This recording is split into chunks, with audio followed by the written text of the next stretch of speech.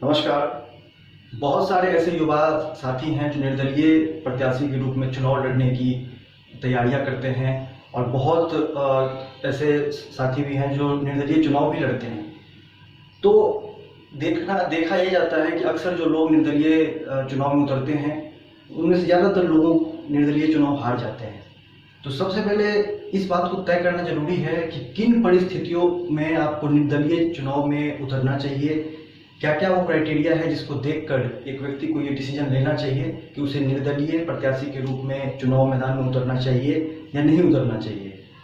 हमें यह बात को समझने की ज़रूरत है कि किसी भी प्रत्याशी को निर्दलीय उम्मीदवार के रूप में क्यों उतरना पड़ता है। उसके 2-3 कारण हैं। पहला कि अगर किसी व्यक्ति की विचारधारा किसी भी पार्टी से नहीं मिलती है या वो किसी भी पार्टी का सदस्य नहीं होता है तो और उसे चुनाव लड़ना होता है, उसे भारत की लोकतांत्रिक व्यवस्था में चुनावी प्रक्रिया में शामिल होना होता है, तो वो निर्दलीय चुनाव लड़ने का फैसला करता है क्योंकि इसके सिवा उसके पास कोई ऑप्शन नहीं है। दूसरा, अगर कोई व्यक्ति किसी पार्टी से जुड़ा हुआ है लेकिन फिर भी वो पार्टी उस व्यक्ति को टिकट नहीं दे रही है किसी भी कारण से, तो फिर व्यक्ति पार्टी से बगावत करके पार्टी के खिलाफ जाकर चुनावी प्रक्रिया में शामिल होता है, चुनाव लड़ता है। तीसरा कारण ये हो सकता है कि व्यक्ति का अपना कद बहुत बड़ा हो, व्यक्ति के पास जनाधार बहुत बड़ा हो, व्यक्ति का नाम बहुत बड़ा हो, लेकिन उसे पार्टी के द्वारा टिकट नहीं दिया जाता है या फिर वो पार्टी से नहीं जुड़ता है, तो उसका अपना कद, उसका अपना जनाधार इतना बड़ा होता है कि वो निर्दलीय चुनाव लड़ने का फैसला करता है क्योंकि उसे अपनी जीत दिखाई दे रही होती है। और चौथा कारण ये भी हो सकता है कि बहुत सारे लोग ऐसे भी होते हैं जो सिर्फ चुनाव लड़ने के लिए चुनाव मैदान में उतर जाते हैं। ना तो उनके पास जनाधार होता है, ना तो उनके पास संसाधन होते हैं, किसी भी चीज़ की उनके पास व्यवस्था नहीं होती है, फिर भी वो चुनाव मैदान में उतर जाते हैं सिर्फ ये दिखाने के लिए कि हम चुनाव लड़ रहे हैं और ये कहलवाने के लिए कि इस व्यक्ति ने चुनाव लड़ा था। तो बहुत सारे लोग ऐसे भी होते हैं जिनको जीत हार से कोई फर्क नहीं पड़ता, वो बस चुनाव में लड़ने के लिए चुनाव मैदान में उतर जाते हैं। तो जितने भी प्रत्याशी निर्दलीय के रूप में मैदान में उतरते हैं वो यही 4 कारण हैं जिसकी वजह से किसी न किसी कारण की वजह से वो चुनाव मैदान में उतरते हैं निर्दलीय प्रत्याशी के रूप में। तो यही 4 कारण थे जिसकी वजह से लोग निर्दलीय के रूप में चुनाव लड़ते हैं, निर्दलीय प्रत्याशी के रूप में नामांकन भरते हैं।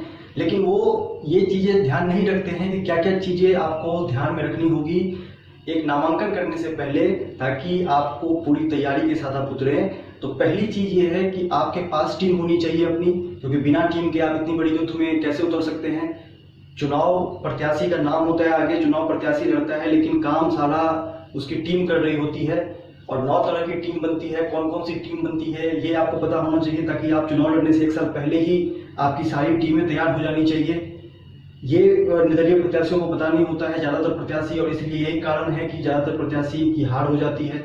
दूसरा, जिस क्षेत्र से आप चुनाव लड़ने की तैयारी कर रहे हैं उस क्षेत्र का कुल वोटर का 1% से आपका डायरेक्ट कांटेक्ट हो, आपका डायरेक्ट कनेक्शन हो, आपका डायरेक्ट संबंध हो, आपको जानते हो 1% वोटर कम से कम।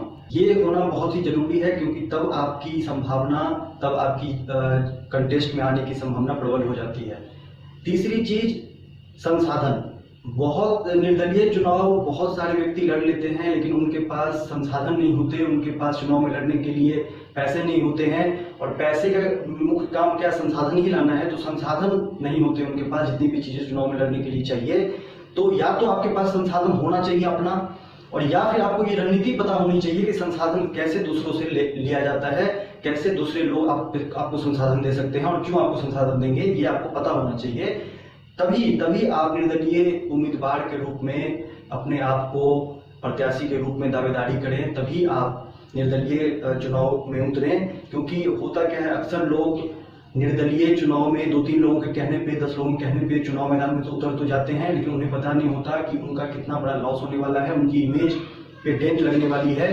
क्योंकि अगर आप चुनाव मैदान में उतर कर बुरी तरीके से हार जाते हैं तो आपकी छवि बहुत ही खराब हो जाती है क्षेत्र की जनता के सामने में। इससे बेहतर है कि आप चुनाव मैदान में ना उतरें और अपने तरीके से काम करते रहें। लेकिन अगर आप चुनाव मैदान में उतरने का प्रयास करते हैं, अगर आप चुनाव मैदान में उतरते हैं, तो चुनाव मैदान में उतरने से पहले आपको इन सब चीज़ों का समीक्षा कर लेनी चाहिए अच्छे से। क्योंकि परिस्थितियाँ अगर आपके पास है उम्मीदवारी करने की और अगर आप फिर भी नहीं उतर रहे चुनाव मैदान में, तो ये भी गलत है। लेकिन आपको ये समीक्षा जरूर करनी चाहिए कि क्या आपके पास वो संसाधन है, क्या आपके पास वो टीम है, क्या आपके पास वो वोटर है, क्या आपके पास वो जन समर्थन है जो एक उम्मीदवार को चाहिए, एक निर्दलीय उम्मीदवार को चाहिए कंटेस्ट में आने के लिए, जीतने के लिए। क्योंकि पार्टी से जो लोग टिकट मिलती है जिनको, वो उन लोगों के पास बनी बनाई पार्टी की कैडर होती है, बनी बनाई उनकी टीम होती है, पार्टी का प्रचार अपने स्तर पर हो रहा होता है, तो उन्हें प्रचार में ज्यादा पैसे खर्च करने की जरूरत नहीं पड़ती, पार्टी के लोग ही उन्हें संसाधन दे देते हैं, दिलवा देते हैं। तो वो कहीं ना कहीं बहुत ही मजबूत कैंडिडेट के रूप में वो उतरते हैं, और इसीलिए ज्यादातर कैंडिडेट जो पार्टी से टिकट लेकर उतरते हैं वो चुनाव जीत जाते हैं और निर्दलीय चुनाव हार जाते हैं। उम्मीद करता हूँ इस वीडियो के बाद आपको फैसला लेने में सहायता मिलेगी, आपको फैसला लेने में, निर्णय तक पहुंचने में आपको मदद मिलेगी। अगर आपने इस चैनल को अभी तक सब्सक्राइब नहीं किया है तो सब्सक्राइब कर लें। जय हिंद, जय भारत।